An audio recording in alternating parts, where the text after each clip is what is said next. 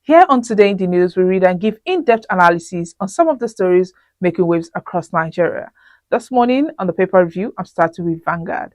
Vanguard is leading with Uproar as Senate OK's a fresh $800 million World Bank borrowing as federal government plans 8,000 naira monthly palliative for 12 million poor households. NLC TUC kick.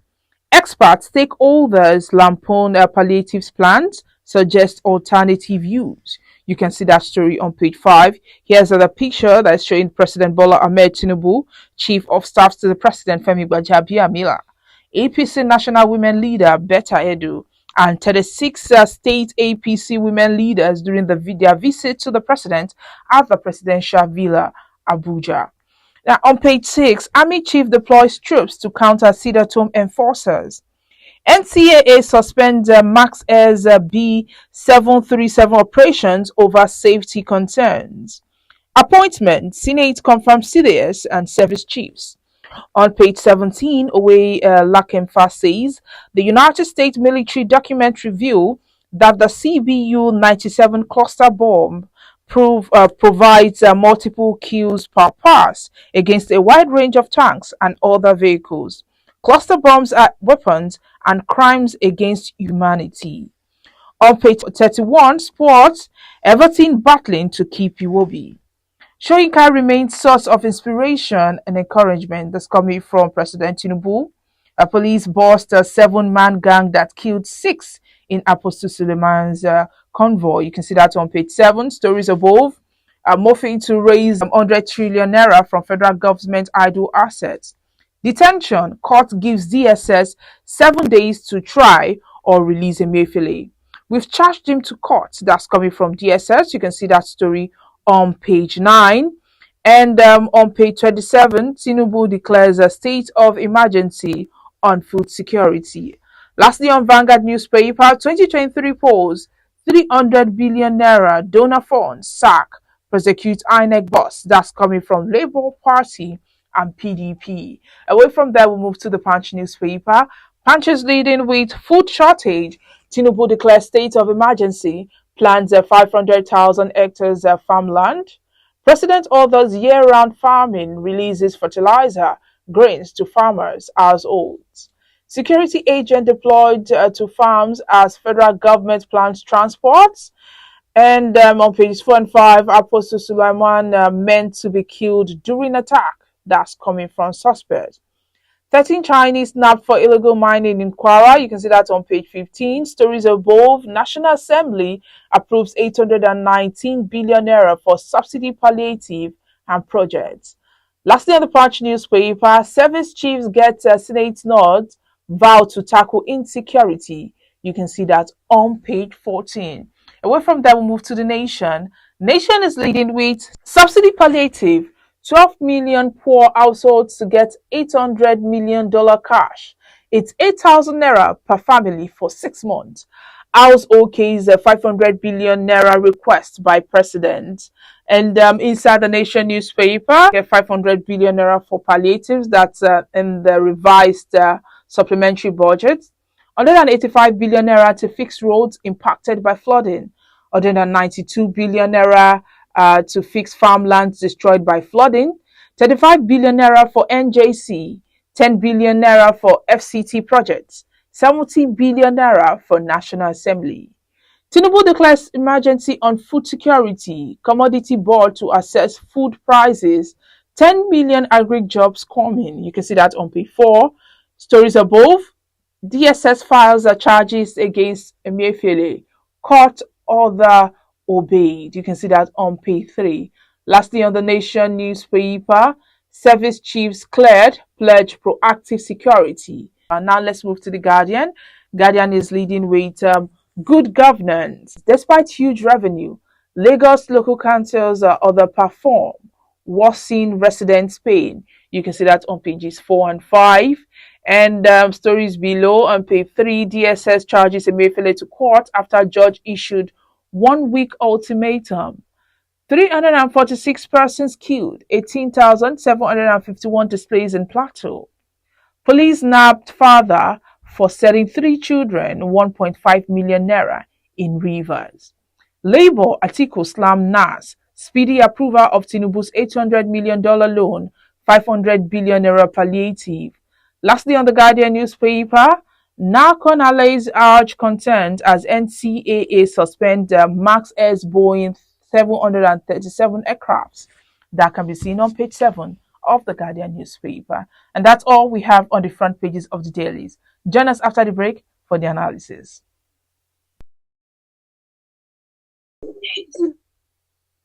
Welcome back. If you're just joining me, this is Today in the News on Vanguard Live. My name is Damlola Ogunshakin. Joining me today is Ayo Adio, the managing editor of Avalon Daily. Good morning, Ayo. Good morning. Thank you for having me. Yes, thank you for joining us. Let's go straight to the stories on the front pages this morning. And we're starting with the fact that the Senate has approved President Bola Tinubu's request to repeat the kind of cash transfer that happened during the Buhari regime. And if you do a critical analysis of the cash transfer that happened during the Buhari regime, you would realize that it only led to more poverty and more unemployment. At the end of the day, we were unable to reduce poverty, we were unable to create wealth, and unemployment rose during the said period. So I'm not optimistic that this is going to do anything to cushion the real challenges that the economy is currently. It's not 8,000 naira monthly for 12 million people. It's 8,000 naira monthly for 12 million households. I'm not sure that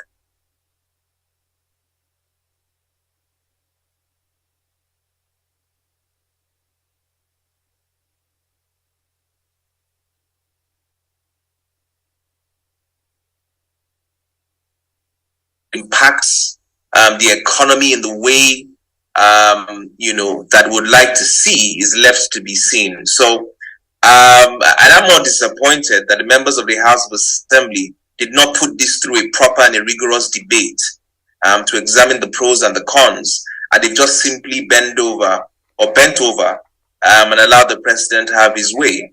So again, we're spending 800 million to cushion the effect of petrol subsidy removal. But this plan that is before the Nigerian people is in no way leading us to lower inflation, is in no way leading to double-digit growth, and I don't see how this helps us double our GDP in 6 years. The challenges will still remain because they are not addressed fundamentally with the plan that the president has put forward, except, of course, this is just the first of many to come.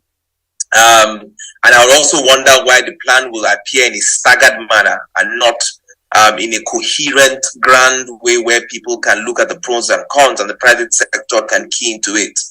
And also, let's just add that it's not just the federal government who has a job, to provide some sort of palliative, for the removal of petrol subsidy and inflation that we're facing. There are also 36 subnational governments who equally have budgets, who equally collect taxes, who also have responsibility to the citizens within their borders.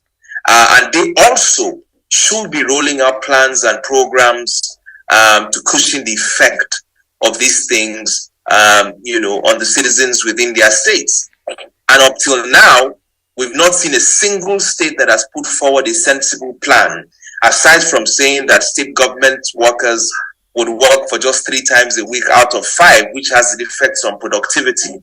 We've not seen any serious plan whatsoever. So for me, this is just the first of many. I hope that this is just the first of many to come. And if that is the case, we'll wait to see what the other plans are. But as it is, this is not substantial enough to deal with the challenges presented by the petrol subsidy removal. All right, but do you think the 8,000 naira that is supposed to go to the poor also, do you think it will get to them? Well, again, like I said, they're going to face the challenge that the Buhari administration faced. If it's anything, I mean, you and I tried to buy corn and we tried, to do things during this naira scarcity. And we saw that a lot of poor people did not have bank accounts. So how then are you going to ensure that this money gets in the hands of the right people who need them. So again, I don't think that we've planned well enough. I don't think that we've collected enough data, to be able to drive a targeted cash transfer program, like we have seen in Brazil and in certain countries of the world. So again, I am not optimistic. A few of these poor people will get these monies, but I would argue that many of these will end up in private pockets at the end of the day. Okay, let's move on. President Bola Ahmed Tinubu yesterday declared a state of emergency on food security, and he approved that all matters pertaining to food and water availability and affordability be included within the purview of the National Security Council. What do you think about him declaring a state of emergency on food and security? Yeah, I mean, firstly, what we have seen is, I'm not sure how to describe the document, but I think we've just seen a few pointers. Let me put it that way: a few pointers as to what the president wants to do to lead the country towards food security. We have not seen a coherent plan. The plan had no details. Like I said, it was just simply bullet points, and I will never consider that the plan to deal with food security in the country. However, I appreciate the fact that the president recognizes the fact that it's important that we pursue food security as a country, and not just because it's a national, security policy decision, but because food inflation has hit over 25%, one of the highest that we've seen in 2 decades in our country. And so it is important that we push the prices of food down, because food expenditure accounts for over 60% of household expenditures across the country. And if we're able to push food prices down, we're able to deal with inflation substantially, right? And so for you to effectively deal with the prices of food, it means that you have to ramp up production of food. We have to deal with certain infrastructure that links, farmers to markets. We have to deal with storage facilities. We have to deal with a lot of mechanization and adding value into our agricultural value chain. So it's a grand plan that will cost a lot of money, that will rely on a very solid partnership between federal and state governments, that has to be central coordination from the Federal Ministry of Agriculture, linking with the Ministries of Agriculture at the state level. So it has to be a grand, coherent plan. And what we've seen on paper, like I said from the beginning, are simply bullet points, that it doesn't inspire any confidence in me as an individual.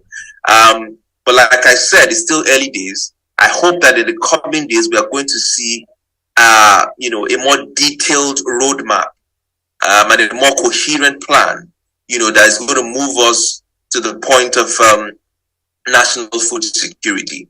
Because as we speak, for instance, there's no substantial minister for agriculture. There's no minister for coordinating the economy. So it's difficult to see how many of these things move, coherently. It just looks to me like we're reacting to issues as they unfold, and there has to be a clear plan. Otherwise, it's going to look all topsy-turvy without any impact in the short to mid-term. Remember, in the long run, if things continue like this, I'm afraid we're going to be hitting an economic rock that will create more problems than we envisaged when the twin decisions of removing petrol subsidy and unifying the exchange rate were implemented. Okay, thank you for joining me this morning. Thank you for having me. I appreciate it. Yes, and he's the managing editor, Avalon Daily. He just analyzed some of the stories with us on the front pages. Now, let's quickly end this with Mr. and Mrs. The first person speaking this morning is Mr. I think Mr. is his friend. Mr. says, a mistress. You think that is a good idea? His friend answered, you're the one complaining of stress from home. So help yourself with a mistress. She will help you miss your stress. I said the play of words there, but you have to rethink it again, Mister. This is what we have to draw the curtain. My name is Damlola Ogunshaki. Do well to like and follow us on all our social media platforms showing on your screen. On Facebook, Instagram, Twitter, TikTok, our WhatsApp number is also displayed on your screen. Have a lovely weekend.